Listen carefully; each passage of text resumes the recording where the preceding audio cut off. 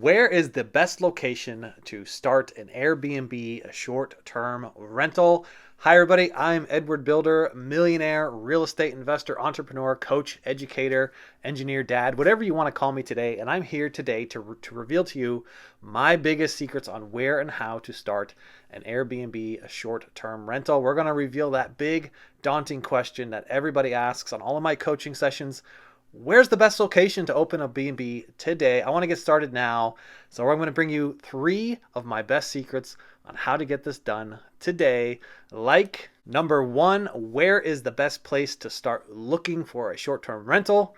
Number 2, where is the best place not to look for a short-term rental?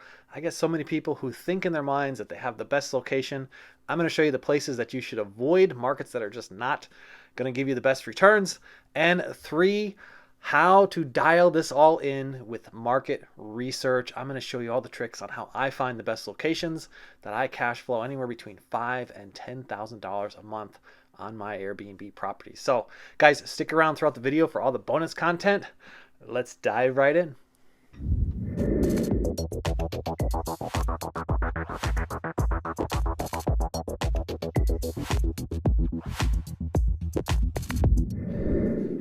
I know finding the right location in today's market on Airbnb can be rather challenging, especially as more and more competition enters the short-term rental space on the platform of Airbnb. But I have good news for you, okay? I'm still growing as an Airbnb entrepreneur, and I still keep acquiring new properties, and they perform rather well. I have no problems expanding my business, and I'm here to share with you that if you were to start today, yes, of course, you would be my competition, but I welcome that competition because I know you will prosper in this business because Airbnb is growing at a rapid pace along with us. As we're acquiring and starting to open new real estate rental spaces, Airbnb is growing along with this. In fact, in 2021, there was approximately 8.5 million active listings on the platform. And the good news is there is plenty of room for you and I because each and every month, over 150 million people use Airbnb to book their short-term rental experience. Okay, so if you think there's not enough room for you, check out those numbers. All right. Now, knowing the right market to be in will certainly give you the key advantage, and you're lucky to be tuning in today because I'm going to share with you all those details right now, okay? Because you want to be able to maximize your profits right out of the gate so you can keep scaling at a much faster pace and start turning those profits over and over again until you start to grow to a multi-million-dollar Airbnb business. We're going to get into those secrets, starting with number 1. Where is the best location to open and start an Airbnb? I get this question all the time on all of my coaching calls, and I have to say that it is literally anywhere, okay? You could literally open an Airbnb anywhere, all right? Now, some markets are going to be much better than other markets, all right? And I'm going to give you a little secret here. I actually started in my own neighborhood near Scranton, Pennsylvania. And as I started to grow and branch out, I just started to grow a big circle around my center point location where I opened my first Airbnb. I just made this circle and made it expand more and more and more. Here's a big secret for you, okay? If you start in your hometown, if you start where you live, and you put a big circle around where you live, approximately 60 to 80 miles around your hometown, that is one of the best markets where you should start your first Airbnb. I know it seems a little crazy, right? Because normally we all think when we want a vacation and we live in this hometown, like we live near Scranton, Pennsylvania, I like to vacation on the beaches, right? I like to go to Florida. I like to travel very far distances for myself to go on a vacation. But you'd be quite surprised to know how many people actually want to vacation where you live, okay? It's crazy to think that way, but it is very true. So think about where some of the national parks are. Think about where some of your state parks are. Think about where some of the big lakes are that you could go boating or kayaking or hiking. Maybe there's waterfall trails near you, okay? I know all of those things are around me, and I know they're around you as well. And I'm telling you, there is a market out there for somebody who will want to come and stay at your Airbnb. And they turn big profits, all right? They turn anywhere from $5,000 to $10,000 each and every month in cash flow. Now, if you have some fears starting in your own area and you're not quite sure and you want to dip your toes in the water, remember I do talk about rental Arbitrage. This is where you could go and rent a space instead of going out and buying a piece of real estate. You really just want to test the waters. Go and rent a piece of real estate for about $1,000 a month and test the waters to see if you could cash flow at least $2,000 minimum on top of that rent. See if you could pull about $3,000. If you can, you're in a good market. And of course, if you find that it's challenging in that market, you could always break that lease, low risk, and move all of your furniture to another location. Simple as that. Test the waters and test your market. Now that is the long way of doing it. Believe me, I have some shortcuts for you, so stick around. Secret number 2. What are the markets that I should avoid when starting my first Airbnb? I talk to so many people on coaching calls and coaching sessions, and they all say the same thing. They say, I want to open an Airbnb and I want it to be in Florida near the beaches. Maybe I want to go to Miami or something because I just love to travel there and I want to be able to use my B&B from time to time. I think it'll be a great market. What do you think? Should I open an Airbnb in Miami?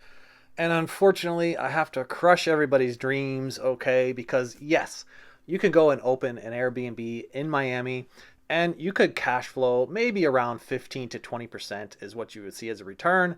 It'll certainly pay for your mortgage for that premium priced piece of real estate, that condo that you just purchased, but you will be competing with 30,000 other Airbnbs that are just in Miami alone, not even counting the surrounding areas. We're talking like 60 to 70,000 just in that area surrounding Miami. So do you want to be in a really saturated area?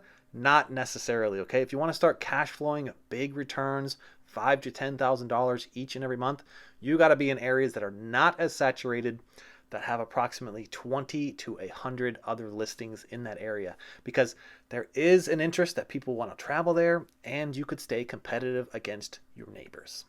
And believe me, you do not want to be competing against 30,000, especially when you realize that Airbnb does have an algorithm. It has an interest algorithm and you need to rank yourself high on SEO. So when you have less competition, it's much easier to rank on SEO. So one of the best secrets I tell you is when you're out there doing your market research, you should be looking for a 30 to 50% return on your investment, okay? Those are some of the best areas that you could find, and they have approximately 20 to 100 or so listings in the area. And here comes our last secret, secret number 3. How do I find the best locations where I cash flow 30 to 50%, $5,000 to $10,000 each month in cash flow? And it takes a little creativity to do this, and you have to know some trade secrets, and most importantly, you need data to get this done, okay? So now would be a great time to subscribe to the channel, all right? Now, I typically start, like I said, where I live, and I do that big circle with an 80-mile radius around my hometown. Now, today, I have a lot more center pins, okay, because I'm in multiple states today, and I could draw big circles, big 80-mile radius circles around other locations. But for yourself, just starting out, take a look in that big circle, all right? There's a few reasons why you want to do this, okay? Proximity is key. You know that area. You want to be able to describe these areas when you're typing out your listing descriptions. You have better control when the places are close to you. You always have to counter in oopsies, okay? Oopsies are like, boy, my cleaners forgot to leave shampoo, or they left no towels, or there's some oopsie that happened that you might have to go out and do something so you can get that, maintain that 5-star review. Very important. You want that 5-star review, so you have to account for the oopsies.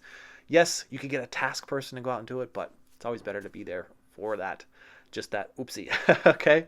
Remember, you know the area, so think about a place where you would go on a day trip.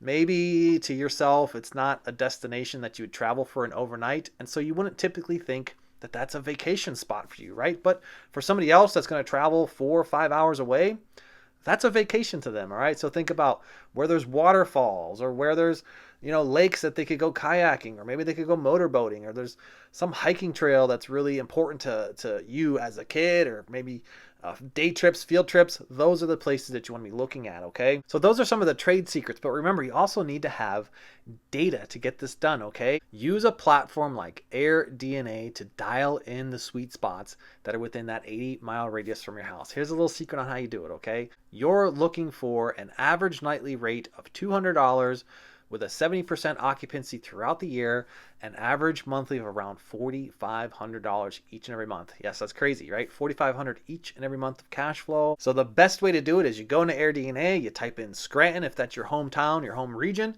and you start hovering over the other regions that show up on the map. You'll see them, they'll highlight. You could click on that region and just keep going out until you get out to a 80-mile radius and just go all the way around your region.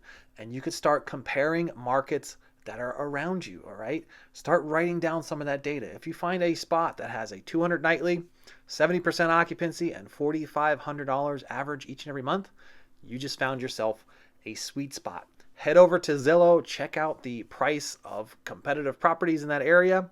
If they're anywhere between $200,000 and $300,000, that's a great place to be looking for your Airbnb. You will profit a return of around 30 to 50% on these properties. I just gave you guys a golden nugget there. So if you want to start your first Airbnb short-term rental business and you need my help, go to the description and join my email list. You could always sign up for my crash course on Airbnb where you could cash flow in 3 business days, earning an extra $5,000 to $10,000 each and every month. It only takes a $50 bill to get that started, and that course is on a mega sale right now. So check that course out. You can always set up some coaching sessions with me for one-on-ones, and believe me, you want to be on the email list because I will be launching a masterclass here very shortly, and you don't want to miss that opportunity, all right? I hope you guys are all with me. I hope you guys take these actions and get started today. I'll catch you guys all in the next one. Bye for now.